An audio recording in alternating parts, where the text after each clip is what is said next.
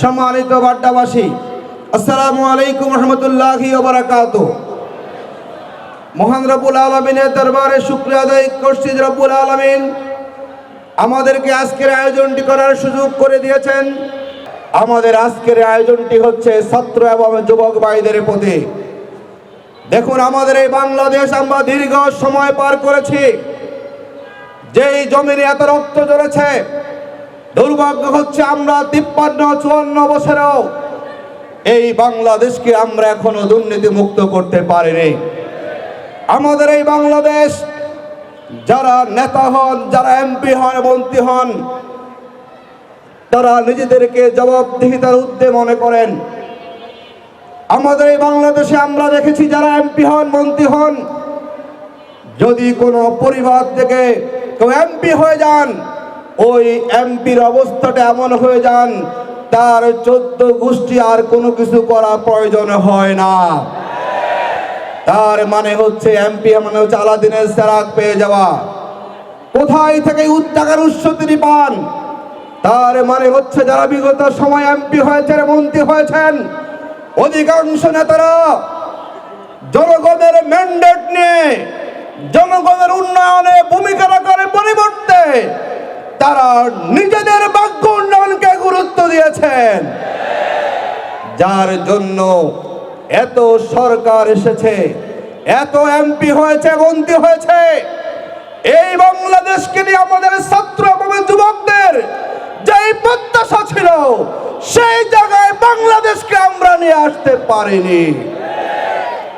সম্মানিত ছাত্র এবং যুবক ভাইরা, আমরা তো প্রত্যাশা করেছিলাম একটা সুন্দর বাংলাদেশ।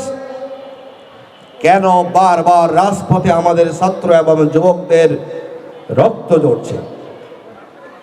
আমাদের মাজারুল ইসলাম বলেছে কিভাবে অত্যন্ত কাছ থেকে গুলি করা হয়েছে। ছাত্রনেতা শাকিল বলেছে আপনাদের সামনে কি করে ক্ষমতার মস্তককে টিকানোর জন্য রাষ্ট্রের প্রধান ব্যক্তির নির্দেশে কি করে পাখির মতো গুলি করে এই দেশের উদীয়মান তরুণ ছাত্রদেরকে হত্যা করা হয়েছিল। শুধু ছাত্র হত্যা করে শেষ করা হয় নাই, আমাদের অনেকে মায়েরা দেখতেছিলেন জানালার কানিসে দাঁড়িয়ে যে বাহিরে কি হচ্ছে। দুর্ভাগ্য হচ্ছে ওই মায়ের কোলে তার শিশু সন্তান ছিল, সেই সন্তানকেও বাহিরের সে একটা বুলেট এসে মায়ের কোলেই তার সন্তানকে সেখানে শহীদ করা হয়েছিল। আমরা কি আর এই বাংলাদেশ দেখতে চাই? আমরা মনে করি বাংলাদেশের জামাত ইসলামী আমরা একটা নতুন রাজনৈতিক বন্দোবস্ত দেখতে চাই। আজকের এই ছাত্র এবং যুবকদেরকে সিদ্ধান্ত নিতে হবে যে এই ছাত্র এবং যুবকরা লড়াই করে 24-এর 5ই আগস্ট নতুন বাংলাদেশ দিয়েছে। আবার আমাদেরকে লড়াই করতে হবে পুরনো রাজনৈতিক বন্দোবস্তকে পরিহার করে এই দেশের জন্য একটা নতুন রাজনৈতিক বন্দোবস্ত প্রতিষ্ঠা করার জন্য। সেই রাজনীতিতে কোন নেতা দুর্নীতি করতে পারবেন না। নতুন রাজনৈতিক বন্দোবস্তে কোন রাজনৈতিক পদ ব্যবহার করে চাঁদাবাজি চলবে না।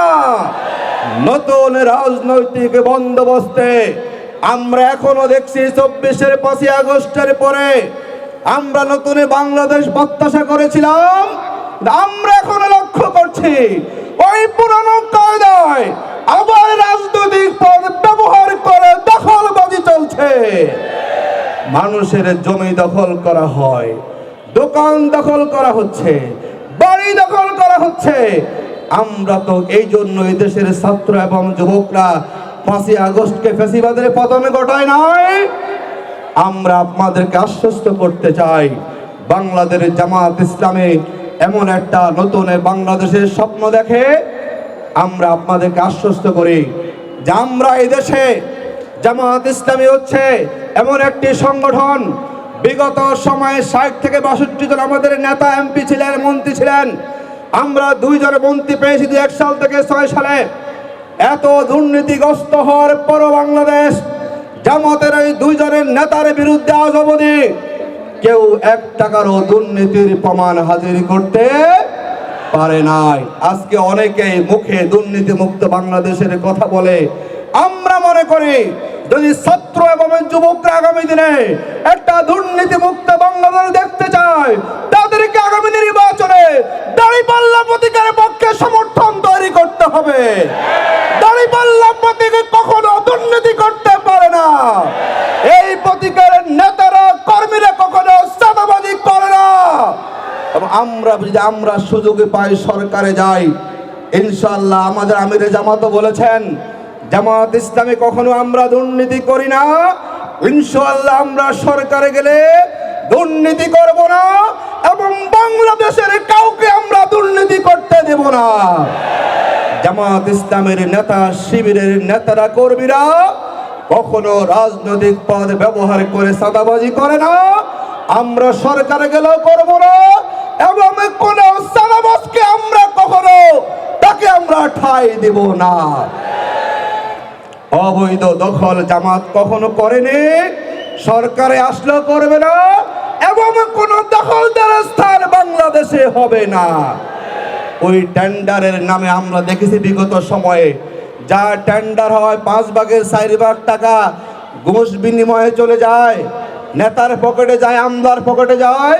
মাত্র 1% টাকা, আমরা 1% টাকা দিয়ে কিন্তু উন্নয়ন হয়। আমরা মনে করি আগামীর পরিবর্তিত রাজনীতি হচ্ছে এইভাবে কোন অবৈধ টেন্ডার জামাত ইসলামী কখনো নিবে না এবং জামাত ইসলামী সরকারে আসলে এইরকম ঘুষ বাণিজ্য করে অবৈধ টেন্ডারকে আমরা বন্ধ করে দেব। সম্মানিত এখানে ছাত্র এবং যুবক ভাইরা, আমরা যে কথাগুলো এখানে আপনাদেরকে বলার জন্য এখানে আমরা এসেছি, আমরা একটা নতুন বাংলাদেশ চাই। এই ঢাকা 11 সংসদীয় আসন প্রায় 4.5 লক্ষ, এখানে আমাদের ভোটার 8 লাখের উপরে এখানে মানুষ বসবাস করেন। আমরা বিগত সময় দেখেছি নাগরিক সুবিধা বলতে যা বোঝায় এখানে আসলে কোনো কিছুই নাই। আমরা এখানে দেখেছি এখানে কোনো সরকারি হসপিটাল আমরা দেখি না। এখানে বাড্ডা রামপুরা না যেতে হয় মুগদা কিংবা কুরমিটোলা হসপিটালে। এখানে আমাদের যুবকদের জন্য আমাদের কোনো খেলার মাঠ আমরা খুঁজে পাই না। এখানে কোনো সরকারি স্কুল নাই, সরকারি কলেজ নাই, এখানে ভালো কোনো কমিউনিটি সেন্টার নাই। জনগণের জীবনে মান স্বাভাবিক রাখার জন্য যেই দিকগুলো প্রয়োজন ছিল এই ঢাকা 11 সংসদীয় আসনে আমরা তার কোনো কিছুই খুঁজে পাচ্ছি না। আমরা আপনাদেরকে আশ্বস্ত করব, যদি ইনশাআল্লাহ আমরা সুযোগ পাই, আমরা সবার আগে ঢাকা 11 সংসদীয় আসনে আমরা একটা সরকারি হসপিটাল প্রতিষ্ঠার উদ্যোগ গ্রহণ করব। আমাদের যুবকরা মাদকাসক্ত হয়ে যাচ্ছে, বিনোদনের ব্যবস্থা নাই। ইনশাআল্লাহ আমরা খুঁজে এই ঢাকা 11 সংসদীয় আসনের প্রত্যেকটা থানায় কমপক্ষে আমরা একটা করে খেলার মাঠ আমরা তৈরির উদ্যোগ গ্রহণ করব। এখানে একটা সরকারি স্কুল ইনশাআল্লাহ আমরা করার চেষ্টা করব। এখানে সরকারি কলেজ একটাও নাই। ইনশাআল্লাহ আমরা সুযোগ পেলে এখানে আমরা সরকারি একটা কলেজ আমরা প্রতিষ্ঠা করব। এখানে অনেক পরিবারের যুবকরা বেকার আছেন, ইনশাআল্লাহ আমরা আশ্বস্ত করতে চাই আমরা যুবকদের কর্মসংস্থানের জন্য আমাদের আসনের ভিতরে নানাভাবে আমরা পদক্ষেপ গ্রহণ করব। আমরা হয়তো আইটি পার্ক এখানে গড়ে তুলব, যাতে করে এখানে আমাদের কোনো যুবককে আর বেকার থাকতে না হয়। আমরা আপনাদেরকে আশ্বস্ত করতে চাই জামাত ইসলামের, আমি সব জায়গায় বলি, এইবারের আমাদের নির্বাচনের অন্যতম দিক হচ্ছে কোনো এমপির ভাগ্যের পরিবর্তন হবে না। এবার আমাদের ঘোষণা হচ্ছে যারা যেখানে এমপি হবেন নির্বাচনে হলফনামা একজন এমপি প্রার্থী যেই তার সম্পদের বিবরণ দিবেন, তিনি 5 বছর এমপি থাকবেন, তার সম্পদ বাড়বে না। এবার আমাদের স্লোগান হচ্ছে জনগণের সম্পদকে আমরা বাড়াবো ইনশাআল্লাহ। এমপির জমিদারি প্রথা বাদ দিয়ে এবার জনগণের জমিদারি বাড়বে ইনশাআল্লাহ। আমরা আপনাদেরকে আশ্বস্ত করতে চাই, আমরা জামাত ইসলামী আমাদেরকে শিখিয়েছে সততা কাহাকে বলে। আমরা জবাবদিহিতার সরকার চাই। একজন এমপিকে আপনারা জবাবদিহিতা করবেন, জবাবদিহি করবেন আপনি এত সম্পদের মালিক কোথায় হয়েছেন। আমরা আপনাদেরকে আশ্বস্ত করতে চাই, ইতিমধ্যে আমাদের আমিরে জামাত বলেছেন যে জামাত ইসলামে যারা এমপি হবেন তারা কখনো শুল্কবিহীন গাড়ি বহন করবেন না। জামাতের কোনো এমপি তারা কখনো সরকারি প্লট বরাদ্দ নেবেন না।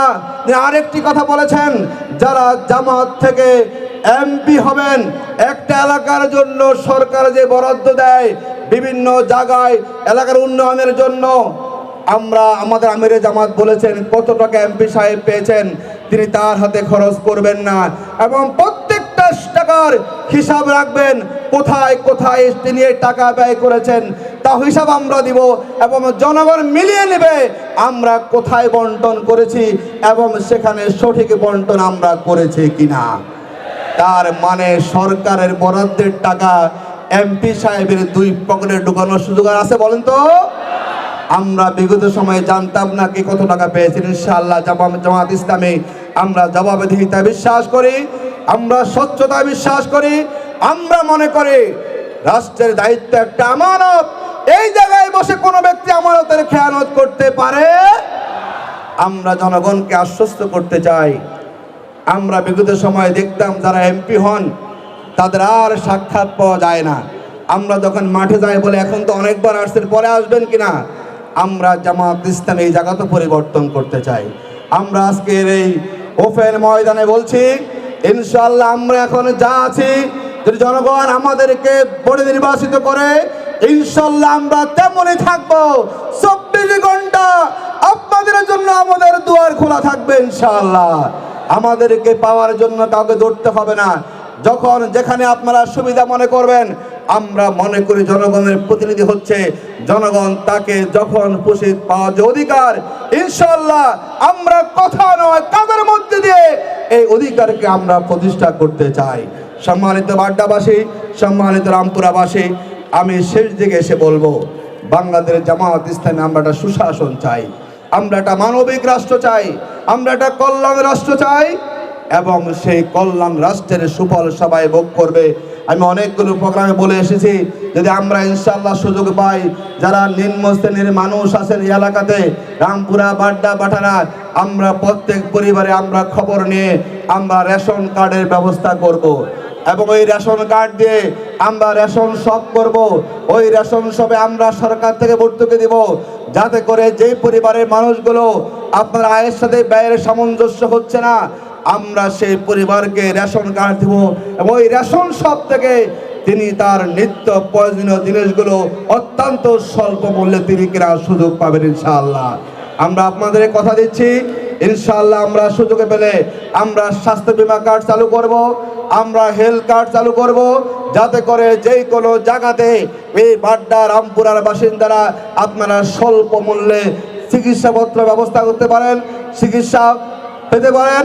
আমরা বলেছি আমরা 24 ঘন্টা টোল ফ্রি সার্ভিস চালু করব, টেলিমেডিসিন সার্ভিস, যেখানে বিভিন্ন ডাক্তাররা থাকবেন, আপনার প্রয়োজনে আপনি সেখানে ফোন করবেন আর ডাক্তার আপনার সমস্যা শুনে তারা সেখানে আপনাকে প্রেসক্রিপশন করবেন, যাতে করে ডাক্তারের কাছে যাওয়ার বিড়ম্বনা সেখানে আপনাদের না থাকে। সম্মানিত বাড্ডাবাসী, ইনশাআল্লাহ আমরা মনে করি আগামী নির্বাচন সুষ্ঠু হবে। ইতিমধ্যে আমরা খেয়াল করেছি নানা জায়গায় কোনো একটা পক্ষ থেকে হুমকি ধমকি দেওয়ার চেষ্টা করা হচ্ছে। আমরা যেখানে মিটিং করে আসি, পরে আমরা শুনি বাড়িওয়ালাকে ধমক দেওয়া হয়, এখানে জামাত ইসলামী এসেছে। আমরা মনে করি যারা এই কাজটা করেছেন, যারা এই কাজটি করে মনে করেন যে আপনারা নির্বাচনে বিজয়ী হবেন, এইবারের জনগণ যারা জোর জবরদস্তি করে, যারা সন্ত্রাসী বাহিনী দিয়ে, যারা পেশি দিয়ে নির্বাচনের মাঠে জয় করার চেষ্টা করছেন, আপনাদেরকে কখনো জনগণ ম্যান্ডেট দিবে না। আমরা আজকের এই ছাত্র যুব সমাবেশে আপনাদেরকে বলছি, যদি কোনো দল কিংবা কোনো গোষ্ঠী আবার আওয়ামী স্টাইলে ইলেকশন করার চেষ্টা করে কিংবা ইলেকশনের ভোট কেন্দ্র দখল করার ষড়যন্ত্র করে কিংবা কোনো সন্ত্রাসী বাহিনীকে দিয়ে জনগণের ম্যান্ডেটকে ছিনিয়ে নেওয়ার চেষ্টা করে, আমরা বলবো এই এলাকার ছাত্র এবং যুবকদেরকে ওই ষড়যন্ত্রের বিরুদ্ধে রুখে দাঁড়াতে হবে ইনশাআল্লাহ। এইবারের কোন শক্তিকে আমরা ভোট কেন্দ্র দখল করতে দেব না। এবারে আমরা ঐক্যবদ্ধ আছি, জনগণ আমাদের পক্ষে আছে, সারা দেশে দাঁড়িপাল্লার পক্ষে জোয়ার তৈরি হয়ে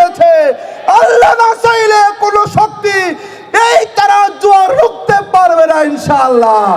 আমরা আশা করব আগামী নির্বাচনে রামপুরা বাড্ডা বাটারাবাসীর যারা ছাত্র এবং যুবকরা আছেন, যেইভাবে আপনারা ২৪শে ভূমিকা রেখেছেন, যাতে আগামী দিনে জনগণের ম্যান্ডেটের সঠিক জায়গায় গিয়ে যাতে জনগণের চিন্তার আলোকে জনপ্রতিনিধি হয়, সে আলোকে আপনারা ভূমিকা রাখবেন ইনশাআল্লাহ। আমাদের স্লোগান হচ্ছে আগামী দিনের আমরা দুর্নীতি মুক্ত সমাজ চাই, আমরা চাঁদাবাজ মুক্ত সমাজ চাই, আমরা দখলবাজ মুক্ত সমাজ চাই, এবং আমরা ইনশাআল্লাহ সুযোগ পেলে এই রামপুরা বাড্ডা বাটারার এই অবহেলিত এলাকাকে ইনশাআল্লাহ আমরা উন্নয়ন করব। আমরা স্বচ্ছতা, জবাবদিহিতা, ইনশাআল্লাহ আমরা আমানতদারিতার সাথে জনগণের যা প্রাপ্য আছে ইনশাআল্লাহ সেগুলো বুঝিয়ে দিব। আসুন আমরা আগামী দিনে ঐক্যবদ্ধ হই। দাঁড়িপাল্লা প্রতীকের পক্ষে আমাদের ছাত্ররা জেগেছে, যুবকরা জেগেছে, বিশ্ববিদ্যালয় ক্যাম্পাসে আমাদের সাধারণ শিক্ষার্থীরা শিবিরকে বিজয়ী করেছে। আমাদের মায়েরা, বোনেরা, আমরা যেখানে যাচ্ছি তারা আজকে বলছেন ইনশাআল্লাহ আমরা দাঁড়িপাল্লা প্রতীকে ভোট দিব। আমরা আশা করি ইনশাআল্লাহ আগামী নির্বাচনে আমাদের ছাত্র এবং যুবকদের ভূমিকার মধ্যে দিয়ে ঢাকা 11 আসনে দাঁড়িপাল্লার বিজয় হবে ইনশাআল্লাহ। দাঁড়িপাল্লা প্রতীক সত্য এবং ন্যায়ের প্রতীক, দাঁড়িপাল্লা প্রতীক হচ্ছে ইনসাফের প্রতীক, দাঁড়িপাল্লা প্রতীক বৈষম্য মুক্ত বাংলাদেশের প্রতীক, দাঁড়িপাল্লা প্রতীক যুবক এবং তরুণদেরকে নৈতিক চরিত্র সংশোধনের প্রতীক, দাঁড়িপাল্লা প্রতীক হচ্ছে আধিপত্যবাদী শক্তির বিরুদ্ধে রুখে দাঁড়ানোর প্রতীক ইনশাআল্লাহ। জামাত ইসলামী ক্ষমতা আসলে, দাঁড়িপাল্লা ক্ষমতা আসলে এই দেশে আর কেউ আমাদেরকে রক্ত চক্ষু দেখানোর সুযোগে পাবে না ইনশাআল্লাহ। আমরা জীবনে বাজি রেখে লড়াই করব, আমাদের স্বাধীনতা সার্বভৌমত্বকে বেঁকে